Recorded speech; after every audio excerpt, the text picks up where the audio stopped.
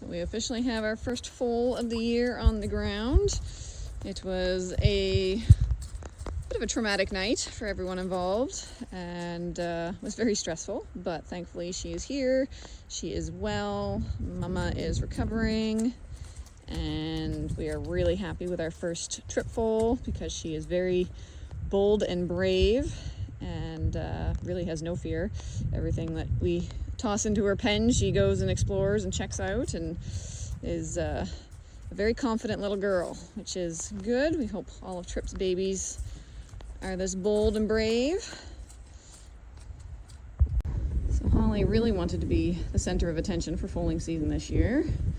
So she went a day early and then immediately choked afterwards and then got aspiration pneumonia. So we've been dealing with that. It's been a bit of a roller coaster.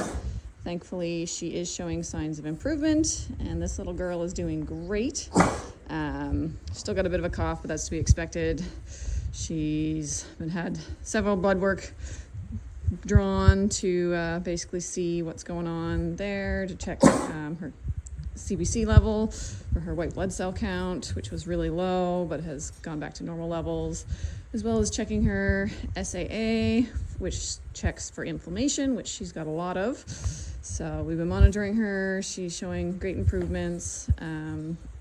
She's being much more attentive to her foal now, and she's making good recovery progress, so we're happy about that. We're not out of the woods yet, but we are keeping an eye on her closely, and she's getting lots of love and attention and lots of meds. So she's a bit of a pincushion right now, but she's actually really good about all of it. And this little one, who is demanding some attention, is doing great. Her name is Luna. She will be going to Quebec when she is weaned. She was purchased in utero. She is filthy right now, but her color is a Perlino Dun. So she is a bay base with 2 cream genes and at least 1 Dun gene and at least 1 Tobiano gene. We don't have our testing results back yet. We'll be pulling hairs probably tomorrow to send off to the genetics lab to get results for that, to see what exactly she's got going on. We know for sure that she has 1 copy of the dominant extension gene, so black, 1 copy of the dominant agouti gene, which creates a bay base, 2 copies of the cream, because she is an obvious double dilute, and 1 copy of the Dun, and 1 copy of the Tobiano. So she may be homozygous for the Dun gene as well as homozygous for the Tobiano gene. She may also be homozygous for the agouti gene. So we're going to get her tested just to find out. It goes on her papers as well, which makes potential future breeding easier because you know what colors she can produce. She's doing absolutely fantastic. As you can tell, she's very friendly and social, and she passed all of her timelines well, even with her mother not feeling the best the day she was born. And she's very brave and bold, out there like a typical kid, playing in her first puddle. But she's doing fantastic. Chica decided it was nap time for her bump date update. So she's due in a couple of days. She's certainly showing signs that she's getting closer to foaling, but her udder is not quite ready yet. She's a mare that we've always had drip milk before foaling. She gets wax usually in the morning, and then it quickly turns to milk, and then she starts streaming it as her contractions start. That's what we're kind of waiting for. She could always throw a curveball and do something completely different, but we're kind of monitoring her, keeping an eye on her to see where she's at. Prairie started coming in at night, which she's not too impressed about, but where she can go early, and she's a late night foaler. We wanted her in under the cameras. Her udder's getting pretty full. I wouldn't say it's fully stocked yet. She still has some more filling out she can do. There's been no recent signs of any dripping on her legs.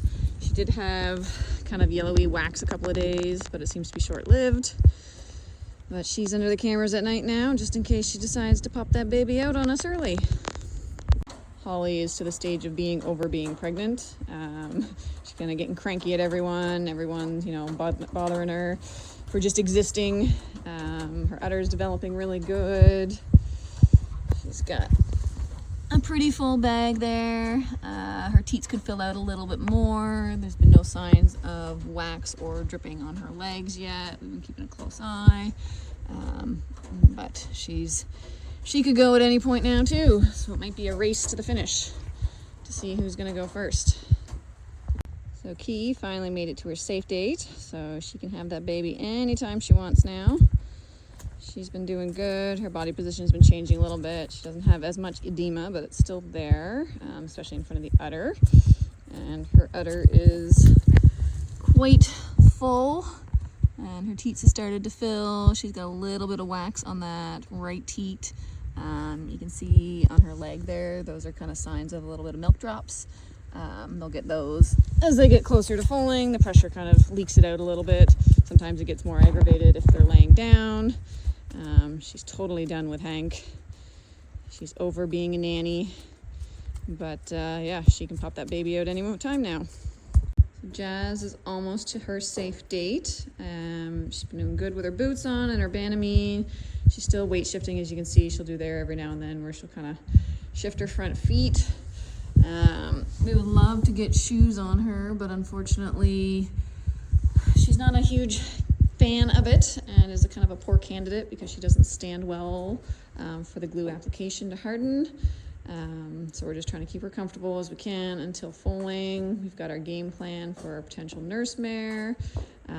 She's got some good udder development started there, and she's got a little bit to go before we start moving her into the foaling stalls and get her full alert in. But we're just gonna continue to monitor the udder for any changes. She's grumpy because Nix is trying to cramp in on our video here, even though I already chased her out of the shelter. But yeah, that's where Jazz is at. So Emmy is angry at the world and angry at Stevie, who's trying to help me right now. Stevie, go away. But she's progressing well. She's got a big baby bump. She started building a little bit of an udder. Still not much, but she is starting to put an effort in now. Again, she still has a ways to go until it's stocked for the baby, but at least she's starting to make some progress. Trashy is still a ways to go from her due date, but she is continuing to build a bit of a udder. Still not a whole lot there. She's got some serious work to do before the baby gets here, but being the last mare due, I guess I'll give her a pass for now.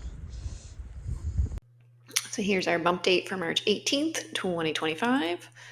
So we've got several mares now that are in their safe zone. We finally had our first baby born. So Holly had a Perlino done Tobiano filly at 339 days. So she foaled on March 13th. Chica, Prairie, Holly B, and Key are all in their safe zones. Jazz is just right around the corner from hers. And then we'll slowly be seeing Emmy and Trashy get to their safe zones. For weights, Holly had a loss, which is to be expected because she foaled. So she went down quite a bit. So she basically lost the baby weight and a lot of fluid weight. Luna weighed 106 pounds at birth. We've had several that maintained this week and a few that had some gains. And then for our bump measurements, Holly went down 13 inches. So that's how much of a baby bump that she had. Everyone else pretty much maintained, except Key went down 2 inches. So that's what we've seen with her actually dropping as the baby gets into position. And then Trashy went up 3 inches. So she had a gain.